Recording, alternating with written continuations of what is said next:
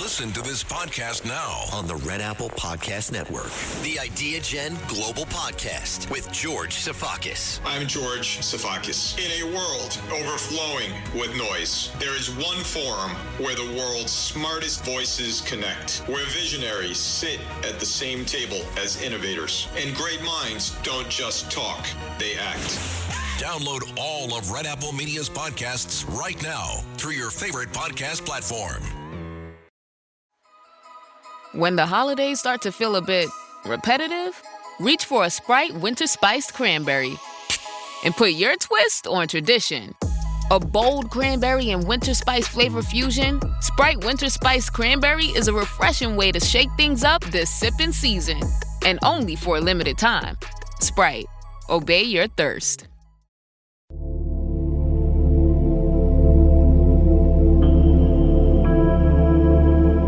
I'm Dr. Sky, and welcome to the Dr. Sky Experience. Happy New Year 2026 to each and every one of you around the nation and around the world. Privileged and honored to be here, part of the WABC family at Talk Radio 77 WABC with the Dr. Sky Experience.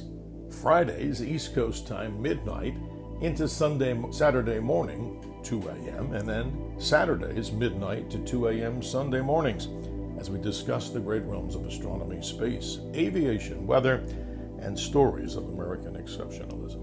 Once again, Happy New Year to everyone. Here is your January 2026 Sky Report for those of you that are out there seeking and searching the wonders of the nighttime sky and unraveling the many mysteries of the universe. We begin with Earth's nearest neighbor, the moon. And how about that? As we open up January 2026, we come across the first of 3 supermoons for the year 2026. And a supermoon, just in case you're not aware, is a moon that coincides at the time when it's full, when it's closest to a position called perigee. And that, for January 2026, during the early morning hours of January 3rd, we find the super wolf moon taking place in the sky. But also, ladies and gentlemen, something interesting is also happening. Now, the light of the full moon will wash out most of this event that I'm talking about, but this is the time of year when people do not recognize one of the best meteor showers of the entire year. You've heard me say that before. Oh yeah, the Leonids, the Geminids, the Lyrids, they're all good, and then people say to me, Dr. Sky, I didn't see anything. Well, dark skies, the lack of moonlight, and more rural locations are really what we're talking about, but you can indeed see some of these events. So what's happening at the time of the full super wolf moon? A meteor shower called the Quadrantids.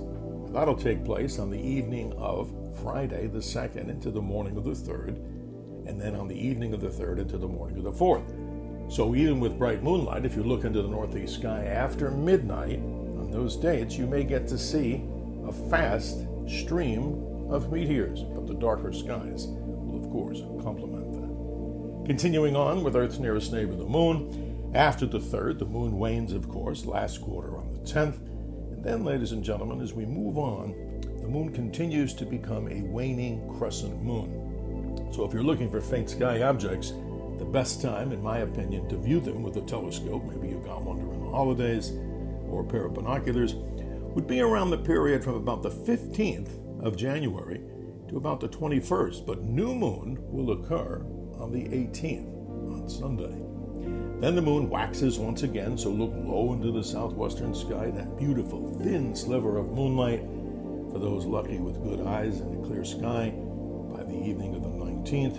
And then once again, we continue on with first quarter by the 25th of January. Now, to many, January is one of the months that you probably don't want to go out if it's super cold, but take it from me, over the years, sometimes the chill of the night, well, it reveals you and some of the most amazing sights in the sky. So let's talk about planets. This is interesting. We find out that 2 planets are moving into conjunction with the sun. Venus, which is ever so bright, moves into conjunction with the sun on the 6th of January. So later in the month, it will slowly creep up into the southwestern sky and become the so-called evening star throughout a good portion of 2026. And then the planet Mars, which about is its farthest distance away from the Earth right now, 230 million miles, it too moves into conjunction with the sun by about the 9th. And then things become more interesting. Mars will then once again move into the morning sky. But folks, without further ado, this is something amazing. For those of you that were listening to our shows on the Dr. Sky Experience, talking about the celebration of the winter solstice just a couple of weeks ago, if you're listening in January, and also that great celebration called Saturnalia, the birth of Jesus Christ, of course, probably was in the spring of the year, but celebrating Christmas on December the 25th, find out that what might have been, at least to the ancients, one possible object that might have been the Star of Bethlehem. So here it is. Look into the northeast sky just after sunset. You can't miss it, no matter where you're living in bright city lights or out in the country. The giant planet Jupiter reaches opposition, meaning it's at its best, on the 10th of January. Now, that doesn't mean you can't start looking now. Those of you with telescopes will be able to see something equally impressive. What's that? Galileo, as I've said many times before, with his crude little telescope on January 7th, 1610, spied on mighty Jupiter and discovered 3 on the first night, and then another one on a subsequent night, the moons of Jupiter that we call the Galilean moons. Named after the many mistresses, there were many, many more than these that I'll name, of Jupiter, the satellites Io, a volcanic satellite closest to Jupiter, Europa, one that may have some sort of a liquid ocean underneath. Well, how else would you expect an ocean? Well, it may have microbial life. Callisto, and then the largest moon in the solar system. How about this? Ganymede, which is larger than the planet Mercury. So Jupiter, with its great array of satellites, easy to see. Now here's a tip with the telescope. Jupiter will have a diameter, if you're interested in this, and I hope you are, of some 47 seconds of arc. Now what does that mean to most of us? It means that it's large considering it's a telescopic object. So without further ado, Jupiter is at its best during this month. You can watch so much because remember, the bands and belts of Jupiter rotate in different speeds. So Jupiter's equatorial band rotates, meaning it turns once on its axis, 9 hours and 51 minutes. Then the rest of the planet rotates in 9 hours and 55 minutes. But Jupiter's nearly 88,000 miles across, a giant gas bag. And many have said, hey, Dr. Sky, as we've seen in many movies, Jupiter became a star. Well, unfortunately, it doesn't have enough mass, so it would take maybe 80 times the mass of Jupiter to turn nuclear fusion on and make it into a star.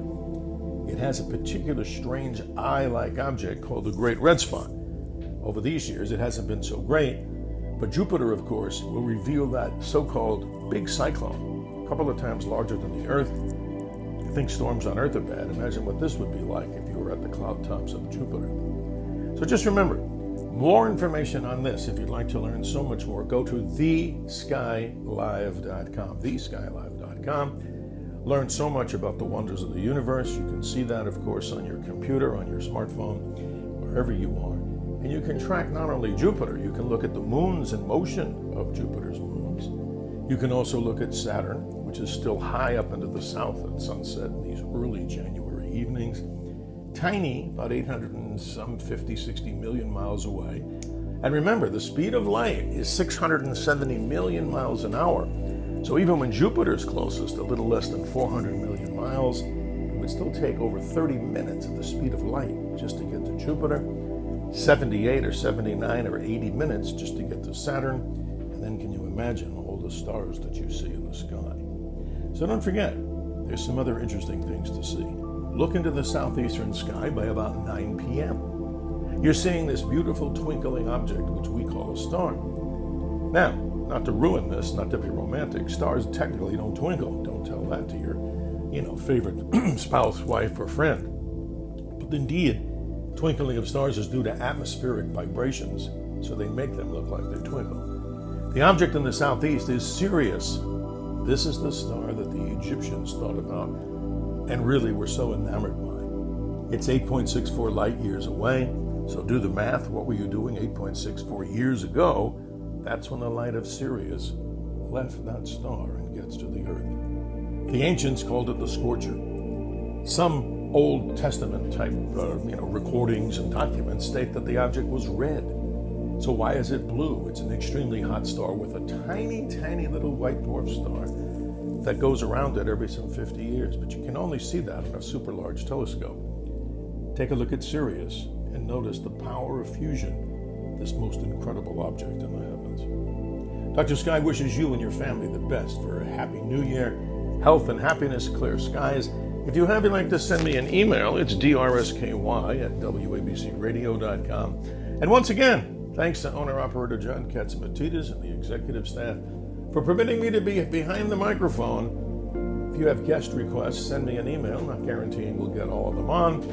The great realms of astronomy, space, aviation, and weather, and so much more, with celebrity guests and stories of American exceptionalism. Proud to call America with truth, justice, and the American way. Have a great month, and keep your eyes to the skies. Happy New Year to everybody on this most amazing journey around the sun, which we take, as you know, once every year. Clear skies, we'll see you soon.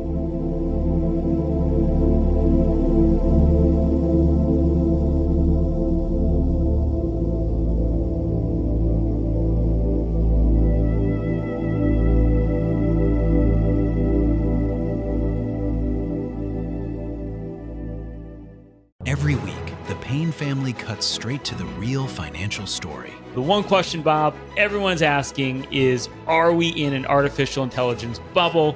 You've been through boom and bust. What do you think? No hype, no myths.